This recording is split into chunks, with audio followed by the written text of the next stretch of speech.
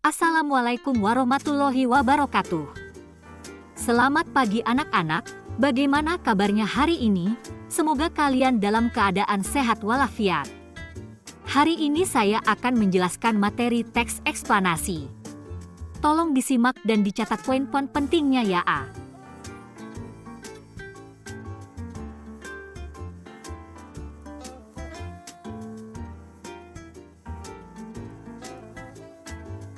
Sebelumnya, apa kalian pernah mendengar kata teks eksplanasi?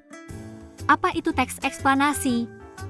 Jadi, teks eksplanasi adalah teks yang berisi tentang proses, mengapa, dan bagaimana kejadian-kejadian alam, sosial, ilmu pengetahuan, budaya, dan lainnya dapat terjadi di sekitar kita.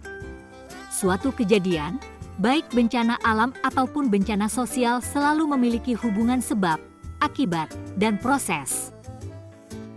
Teks eksplanasi bertujuan untuk menjelaskan secara jelas mengenai proses yang terjadi pada suatu fenomena.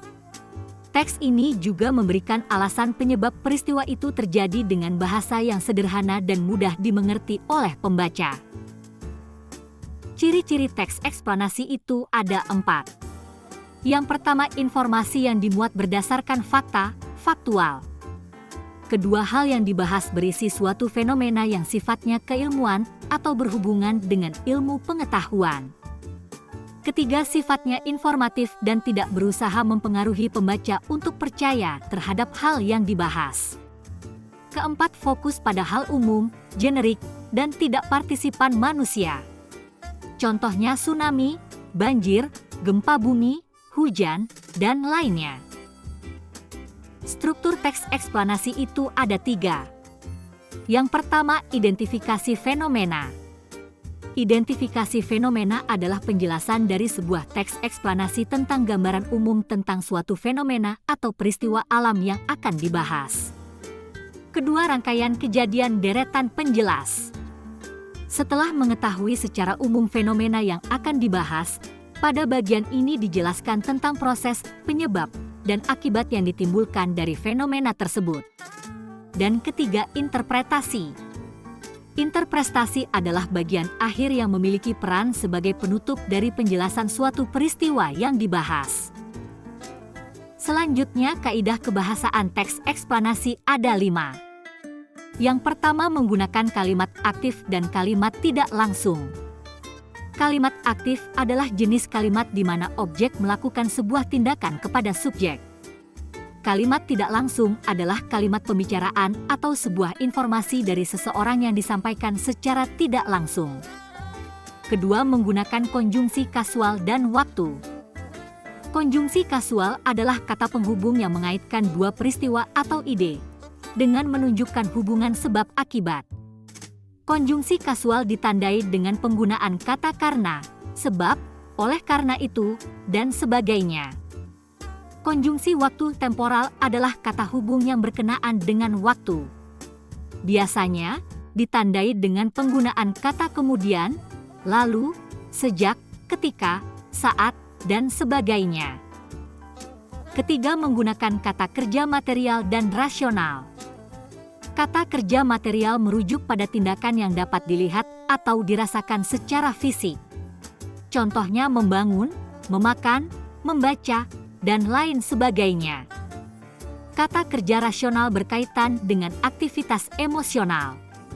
Contohnya berpikir, mengerti, berharap, dan lain sebagainya. Keempat, bersifat informatif. Penjelasan dalam teks eksplanasi sering digunakan sebagai bahan pembelajaran. Oleh karena itu, bahasa yang disampaikan harus jelas dan terperinci, supaya pembaca pun dapat memahami konsep atau proses yang dijelaskan. Yang kelima, penggunaan istilah teknis jika diperlukan.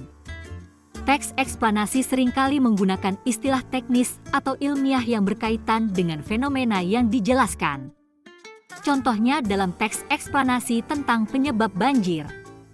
Mungkin kita akan menemukan beberapa istilah yang cukup asing, seperti erosi, sedimentasi, drainase, deforestase, dan lain sebagainya.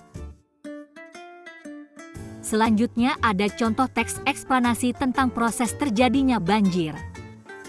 Pernyataan umum banjir adalah peristiwa alam yang terjadi ketika volume air yang ada di sungai, danau, atau saluran air lainnya meluap dan menggenangi permukaan tanah di sekitar daerah tersebut. Fenomena ini bisa terjadi akibat banyak faktor, baik yang bersifat alamiah maupun yang disebabkan oleh aktivitas manusia.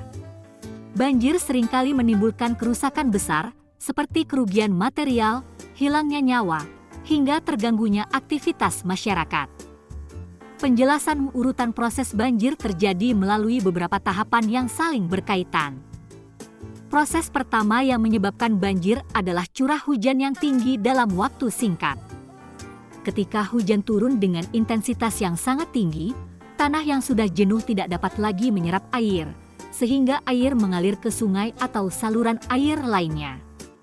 Jika sungai atau saluran tersebut tidak mampu menampung volume air yang masuk, maka air akan meluap ke daerah sekitarnya. Selain itu, banjir juga disebabkan oleh kerusakan lingkungan, seperti penebangan hutan secara liar dan berkurangnya lahan resapan air, memperparah risiko banjir. Akar pohon yang seharusnya membantu menahan air hujan tidak lagi tersedia, sehingga air mengalir langsung ke permukaan tanpa terhambat. Di daerah perkotaan, pembangunan yang tidak terencana dengan baik seringkali memperburuk situasi. Permukaan yang tertutup beton atau aspal mengurangi kemampuan tanah untuk menyerap air. Kondisi lain yang turut mempengaruhi terjadinya banjir adalah keberadaan bendungan atau tanggul yang tidak dapat menahan aliran air dengan baik, terutama ketika volume air meningkat secara mendadak. Begitu bendungan tersebut jebol atau tanggulnya rusak, air akan segera menggenangi wilayah sekitarnya. Interpretasi banjir bukan hanya merupakan fenomena alam yang tak terelakkan, tetapi juga merupakan hasil dari berbagai aktivitas manusia yang memperburuk keadaan. Oleh karena itu, penanggulangan banjir membutuhkan usaha yang komprehensif, seperti menjaga kelestarian lingkungan dengan menanam pohon, meningkatkan kapasitas saluran air, memperbaiki sistem drainase, serta membangun infrastruktur yang lebih tahan terhadap bencana alam. Upaya-upaya tersebut dapat mengurangi dampak banjir dan membantu mengurangi kerugian yang ditimbulkan. Setelah menyimak video ini, tolong kalian kerjakan latihan soal link di bawah ini. Cukup sekian penjelasan dari saya, terima kasih anak-anak, semangat dan jangan lupa jaga kesehatan ya.